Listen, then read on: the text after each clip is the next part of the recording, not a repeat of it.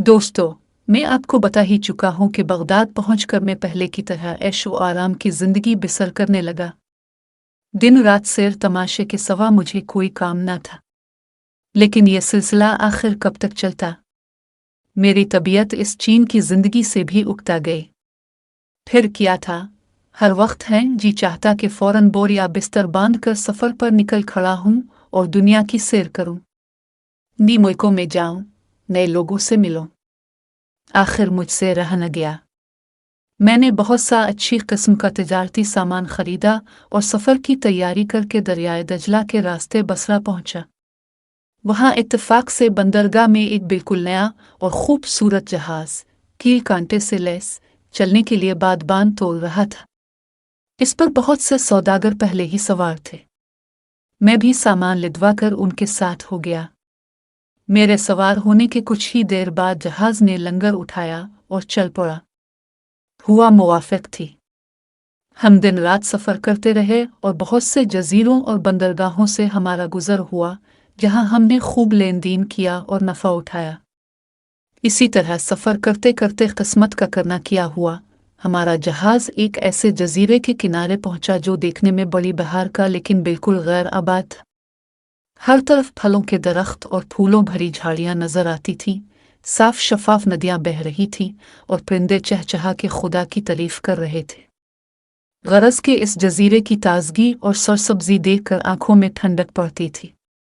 कप्तान ने लंगर डाल दिया और मल्ला, मुसाफिर और सौदागर झटपट उतरकर जजीरे की सैर से दिल बहलाने लगे और ताज़ा मेवे खाने लगे। मैं भी उनके साथ था। हरे भरे जंगल में टहलता शबलता में जरा दौड़ निकल गया। वहां एक नदी के किनारे घने दरख्तों के साए में नर्म नर्म घास पर बैठकर मैंने फल खाए और बहता पानी पिया। सुनसान जंगल में ठंडी ठंडी हवा चल रही थी। मुझे नींद आने लगी। मैं घास पर लेट गया और मुझे पता भी ना चला कि कब मेरी आंख लगी। ना जाने में कितनी देर सोया रहा। जब मेरी आंख खुली तो मुझे तन्हाई का एहसास हुआ। मैंने उठकर अपने साथियों को तलाश करना चाहा, मगर उनका कोई सुराग ना मिला। अब तो मैं घबराकर साहिल की तरफ दौड़ा। साहिल वीरान पड़ा था। गौर से देखने पर बहुत दूर नीले समंदर पर एक सफ़ेद सा नुक्ता नजर आया। कुछ देर बाद वो भी उफ़ुक़ के पार छप गया। जहाज मुझे जजीरे पर बेयारो मददगार छोड़कर जा चुका था। ऐसा मालूम होता था कि जब जहाज रवाना होने लगा तो किसी को मेरा ख्याल ही ना आया। किसी ने यह भी ना सोचा कि सनद बाद वापस आया है कि नहीं। बगैर सोचे समझे और देखे भाले वो वहां से चले गए। खुद को जजीरे पर अकेला पाकर मेरे होश गुम हो गए। मैं साहिल पर पचेड़ खाने और अपने बाल नोचने लगा। मैंने कहा, सनदबाद, अब तो मारे गए। पिछले सफर में तो कुछ भले मांस ऐसे मिल गए थे जो मुझे वीराने से निकालकर आबादी में छोड़ आए थे, लेकिन इस उजाड़ जजीरे पर कौन मेरी मदद को आएगा? मैं बड़ा ही अहमक हूं। अच्छा भला बगदाद में बैठा था। 100 तरह के आराम थे। ये बैठे बिठाए मुझे क्या सूझी के घर बार छोड़ छाड़ कर सफर पर निकल खड़ा हुआ। पिछली बार इतनी मुश्किल से जान बची थी, लेकिन मैंने किसी बात से सबक हासिल ना किया। अब पछताने से क्या होता है? सनद बाद तो इस जजीरे पर मरकब जाएगा और तेरे जीने मरने की किसी को कानो कान खबर ना होगी। गरज बहुत देर तक मैं इसी तरह अपने आप को बुरा भला कहता और दिल ही दिल में घुरता रहा। मुझे यकीन सा हो गया कि अब मेरा बचना मुहाल है। साहिल पर कब तक बैठा रहता? उठकर इधर अलिफादेर पागलों की तरह घूमने लगा। समझ में ना आता था कि क्या करूं और कहाँ जाऊं। मुझे किसी कल चीन ना था। यूं ही फिरते फिरते मुझे ख्याल आया कि किसी ऊंचे से दरख्त पर चढ़कर चारों तरफ देखना तो चाहिए। शायद कोई आबादी या रास्ता दिखाई दे जाए। चुनांचे में एक बहुत ऊंचे दरख्त पर चढ़कर हर तरफ देखता रहा, मगर नीले आसमान, नीले समंदर, हरे जजीरे और रेतले साहिल और अलिफारती परिंदों के सिवा कुछ नजर न आया। मैं उतरने ही को था कि मुझे दूर जजीरे के बीच में किसी सफेदी चीज की झलक दिखाई दी। इतनी दूर से ठीक पता न चलता था कि वो क्या है। मैं जल्दी जल्दी दरख्त से उतरा और इसी तरफ रवाना हो गया जिधर वो सफेदी दिखाई दी थी। करीब पहुंचकर क्या देखता हूं कि सफ़ेद रंग का एक बहुत बड़ा गुंबद जमीन पर रखा है। मैं हैरान होकर उसके गिर्द घूमने लगा। इसमें अंदर जाने का कोई दरवाज़ा न था और उसकी सतह इतनी हमवार और चिकनी थी कि इस पर चढ़ना मुहाल था। मैंने ज़मीन पर निशान लगाकर गुंबद का घेर नापने की गरज से इसके गिर्द एक चक्कर और लगाया। इसका घेर 50 कदम से भी ज्यादा था।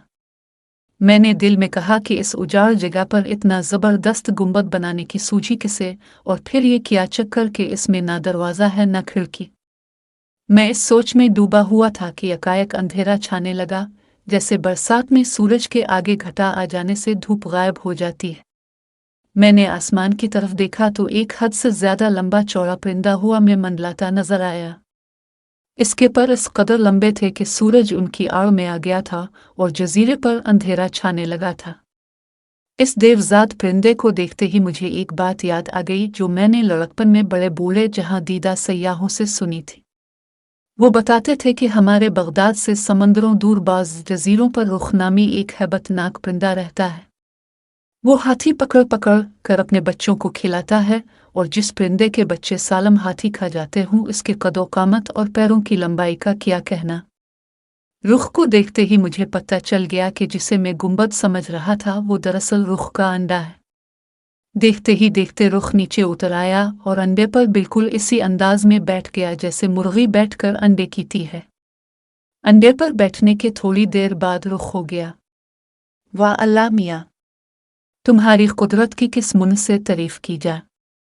सारी दुनिया सोती है, तुम सदा जागते रहते हो। मौका अच्छा था। मैंने अपनी पगड़ी उतारी और इसे खूब बुल दिए, यहाँ तक कि वो रत्ती की तरह हो गए। इसके बाद मैंने इसका एक सरा किस कर अपनी कमर से और दूसरा रुख की टांग से बांधा और इंतजार करने लगा। मैंने सोचा हो सकता है ये रुख मुझे किसी ऐसी जगह पहुंचा दे जो इंसानों की आबादी से करीब हो। इस वीरान जजीरे में पड़े रहने से फायदा। मैं उसकी टांग से बंधा सुबह की राह देखने लगा। खुदा खुदा करके वो पहाड़ी रात गई और मशरिक में सुबह का उजाला नमूदार हुआ। रोशनी होते ही रुख अंडे पर से उठ जोर से चीख मारी जिससे सारा जजीरा दुहुल गया और फिर पर फैलाकर उड़ने लगा। मैं भी उसकी टांग से बंधा आड़ा जा रहा था। रुख अलिफारती औरतें इतना बुलंद हुआ कि ज़मीन ज़रा सी नज़र आने लगी और मैं समझा कि हम आसमान को छूने वाले हैं। कुछ देर इतनी बुलंदी पर उड़ने के बाद इसने उतरना शुरू किया और बेचे पहुंचकर एक पहाड़ पर उतर गया। इसके उतरने की देर थी कि मैंने जल्दी से पगड़ी खोली और दबे पांव चिता हुआ अलग जा खड़ा हुआ। मुझे डर था कि कहीं इससे मेरी मौजूदगी का पता ना चल जाए। वो मेरे हल्के से चूंच भी मार देता तो मैं वहीं ढेर हो जाता।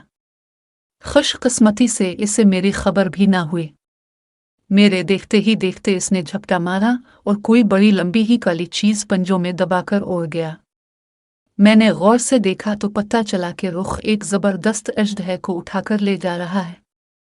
रुख के जाने के बाद मैंने इर्द गिर्द नजर दौड़ाई। देखा कि मैं एक पत्थर मिली ढलान पर खड़ा हूँ। मेरे कदमों तले एक बहुत गहरी और लंबी चौड़ी वादी है जिसमें सिवाय पत्थरों के कुछ नहीं, और मेरे सर पर हर तरफ दीवार की तरह सीधे पहाड़ आसमान से बातें कर रहे हैं। ये मंजर देखकर मेरे होश अलिफार गए और मैंने दिल ही दिल में अपने आप को खूब कोसा। इस आफत की जगह से तो वो जजीरा ही लाख गन्ना बेहतर था। वहां भूखे प्यासे मरने का खतरा तो ना था। यहाँ इन पहाड़ों पर और इस काले पत्थरों की वादी में पेट भरने और प्यास बुझाने की कोई सूरत नजर नहीं आती। कोई पीर तक नहीं कि आदमी थक हार कर घड़ी दो घड़ी उसके साए में सतई ले। यहाँ से जाऊं तो कहाँ जाऊं? इन ऊंचे सीधे पहाड़ों पर कौन चढ़ सकता है? पहले इस जजीरे पर कैद था। जतन करके वहां से छूटा तो यहाँ इपेनिसा, और ये कैद पहले से भी बदतर है। वहां जंगली मेवे खाने और नदी का पानी पीने को तो मिल जाता था, अब इससे भी हाथ धोने पड़े। वारी किस्मत। गरज इस तरह की बातें करता हुआ ढलान उतरकर वादी में पहुंचा। ये देखकर मेरी हैरत की इंतहा ना रही कि वो वादी एक सिरे से दूसरे तक हीरों से पट्टी पड़ी है। वहां हर किस्म और हर साइज के हीरे मौजूद थे, और बाज तो इतने नादिर और बेबहा थे कि बादशाहों ने कभी ख्वाब में भी ना देखे होंगे। सारी वादी धूप में जगमग जगमग कर रही थी, लेकिन उन हीरों के साथ ही वहां असरदार है और साम भी बकसरत मौजूद थे, और उनकी शक्लें देखकर और फुनकार सुनकर मेरी टांगें का पीने लगी।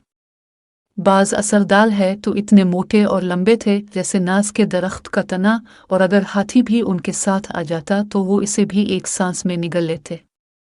मेरी जान उनसे इस तरह बच्ची के इस वक्त वो तेजी से रींग रींग कर अपने गारों और बिलों में जा रहे थे।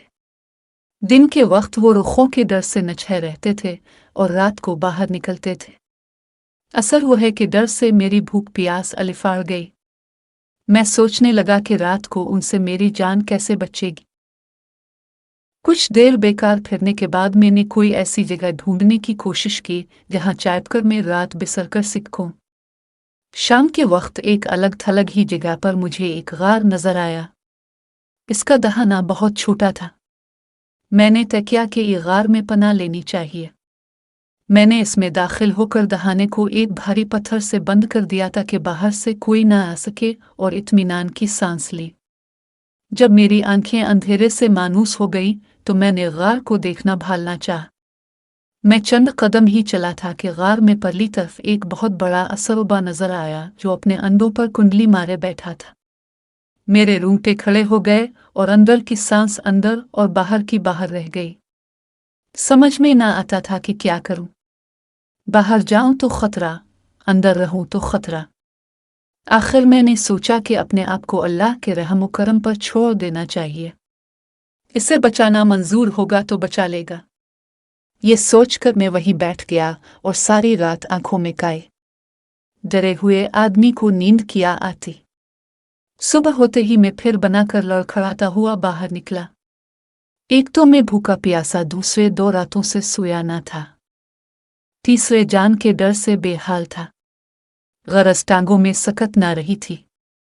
बगैर किसी मकसद के गिरता पड़ता एक तरफ चला जा रहा था कि गोश्त का लोथवा चट्टानों से लुढ़कता हुआ मेरे सामने आ गिरा। देखा तो मालूम हुआ कि ज़ब्ह की हुई और खाल उतरी हुई भीतर है। मैंने इधर अलिफादेर देखा, कोई आदमी नजर ना आया। पता ना चल सका कि यह माजरा क्या है और भीड़ किसने किस लिए नीचे फेंकी है। सोचते सोचते मुझे एक बात याद आ गई जो मैंने कई बार सयाहों और सौदागरों की ज़बानी सुनी थी। इन लोगों का कहना था कि बहुत दूर एक जजीरे पर हीरों के पहाड़ हैं, और उन पहाड़ों के बीच में एक वादी है जो हीरों से अटी पड़ी है। लेकिन पहाड़ों की वजह से इंसानों का इस वादी में गुजर नामुमकिन है, और अगर बिलफर्ज मुहाल कोई वहां पहुंच भी जाए तो वादी में रहने वाले असर वूहे से जान नहीं बचा सकता। चुनांचे सौदागरों ने वादी से हीरे हासिल करने की एक अनोखी तरकीब निकाली है। वो दिन के वक्त भीतर ज़बह करके खाल उतार के पहाड़ से नीचे वादी में फेंक देते हैं। जब वो भीतर नीचे गिरती है तो हीरे नर्म और तर गोश्त में फंस जाते हैं। वो पहर को जब उकाब और सीमुर शिकार की तलाश में निकलते हैं तो भेड़े उठाकर अपने अपने घोंसलों में ले आते हैं। इन्हें घोंसलों में उतरता देखकर सौदागर शोर वगल मचाते हुए उनकी तरफ दौड़ते हैं। इनके शोर से घबराकर परिंदे भेड़ों को छोड़ छाड़ कर अलिफाड़ जाते हैं। उनके जाने के बाद सौदागर भीड़ के गोश्त से हीरे किचन कर हंसी खुशी अपनी राह लेते हैं। ये बात याद आते ही मैं समझ गया कि भीड़ क्यों फेंकी गई है। फौरन ही मुझे इस डरोनी वादी से निकलने की एक तरकीब सूझी। मैंने दौड़ भागकर उम्दा उम्दा हीरे उठाने और जेबों में भरने शुरू कर दिए। जब जेबें भर गईं तो मैं उन्हें स्तीरों में इकट्ठे करने लगा। इस तरह सैकड़ों हीरे जमा करने के बाद मैंने पगड़ी उतारी और अपने आप को खूब मजबूती से भीड़ से बांध लिया। फिर मैं भीड़ के नीचे लेटकर इंतजार करने लगा। दोपहर होने वाली थी, इसलिए मुझे ज्यादा इंतजार न करना पड़ा। एक सिमुर्ग ने आकर झपटा मारा और भीतर और मुझे ले आया। अलिफारती औरतें वो पहाड़ की चोटी पर जा उतरा और भीतर को नोच कर खाया ही चाहता था कि एक तरफ से ढोल पीटने, रींगे फकने और चीखने चलाने की आवाजें आईं, और इस कदर शोर हुआ कि सिमुर्ग भीड़ को छोड़कर अलिफाड़ गया। मैंने फौरन पगड़ी खोली और भीतर के पास खड़ा हो गया। मेरा हुलिया बड़ा अजीब था। कपड़े खून में लिथले हुए थे और चेहरे पर जगह जगह खून लगा हुआ था। इतने में जिधर से शोर हुआ था अलिफादेर से एक आदमी मेरी तरफ दौड़ा हुआ आया।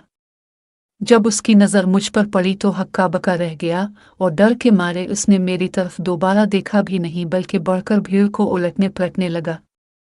इसमें हीरे कहाँ बाकी रहे थे, वो तो मैंने सबसे पहले हथिया लिए थे।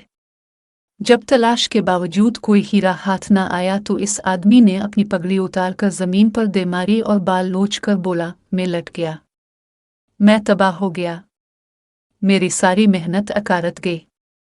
ये क्या मुम्मा है मेरे खुदा।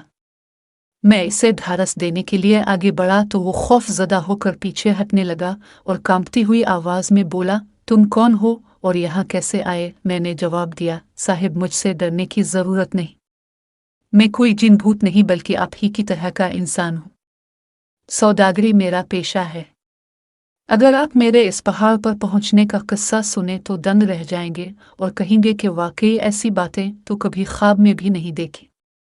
मेरा किस्सा इंतहाई हैरत अंगेज है, लेकिन इससे पहले कि मैं इसे बयान करूं, अब मेरी तरफ से तोहफे के तौर पर ये हीरे कबूल फरमाइए जो मैं असरहू की वादी से किचन कर लाया हूँ। ये कहकर मैंने बहुत से कीमती हीरे इसे पेश किए। वो उनकी चमक दमक, वज़न और खूबसूरती देखकर हैरान रह गया और मुझे दुआएं देने लगा। हम भी बातें कर रहे थे कि इस सौदागर के और साथी भी आ पहुंचे। इन सब ने मेरे गिर्द मजमा लगा लिया और मेरी कहानी सुनने लगे। पूरा किस्सा सुनकर इन्हें बड़ा अचंभा हुआ और वो बोले, सच है, जिसे अल्लाह बचाना चाहे इसका कोई बाल भी बीका नहीं कर सकता। तुम पर अल्लाह का खास करम है, वरना हमने तो आज तक किसी आदमी को हीरों की वादी में जाते और जिंदा सलामत लूट कर आते देखा ना सुना। इसके बाद वो मुझे अपने साथ अपने खेमे में ले गए जहां उन्होंने मेरी खूब खातिर तवाज़ो की। मैंने भी पेट भर कर खाना खाया और फिर लंबी तान कर सो गया। अगली सुबह हम वहां से रवाना हुए और पहाड़ों सफ़र करते हुए आखिर समंदर के किनारे पहुंच गए। वहां से जहाज पर सवार होकर हम एक खुशगवार जजीरे के साहिल पर लंगर अंदाज हुए जहां बड़ा घना जंगल था और इतने बड़े बड़े दरख्त थे कि उनके साए में 100 आदमी आराम से बैठ सकते थे। काफूर इन्हें दरख्तों से हासिल किया जाता है। इसका तरीका यह है, काफूर निकालने वाला किसी नोकदार चीज से दरख्त के तने में सुराख कर देता है। इस सुराख में से एक अरख चेक कर नीचे रखे हुए बर्तन में जमा हो जाता है। इस अरख की जिमी हुई शक्ल को काफूर कहते हैं। इस जजीरे में गेंडा भी पाया जाता है जो कगदिन के नाम से भी मशहूर है। ये वहां मैदानों में गाय भैंसों की तरह चरता फिरता है और उसके माथे पर एक बड़ा सा सींग होता है। बाज लोग इस सींग को 10 गज लंबा बताते हैं। सयाहों का कहना है कि गेंडा इतना ताकतवर जानवर है कि बड़े से बड़े हाथी को टक्कर मारकर अपने सींग में प्रो लेता है और उठाए उठाए फिरता है। जब हाथी इसके सींग के ऊपर ही मर जाता है और धूप की तेजी से इसकी चर्बी पिघल चुकेल कर बहती हुई गेंडे की आंखों में पड़ जाती है और वो अंधा हो जाता है। इसके बाद रुख मेरे हुए हाथी और अंधे गेंडे को उठाकर ले जाता है और अपने बच्चों को खिलाता है। ये बातें मैंने मुसाफिरों और सयाहों से सुनी हैं और अपनी आंखों से नहीं देखी। खुदा ही बेहतर जानता है कि उन बातों में कितना झूठ और कितना ही है। वहां मैंने कुछ हीरे तो बड़ी भारी कीमत पर फरोख्त कर दिए और कुछ के बदले 1000 तरह का उम्दा और बिकाऊ तिजारती माल खरीद कर एक जहाज पर लिदवा दिया।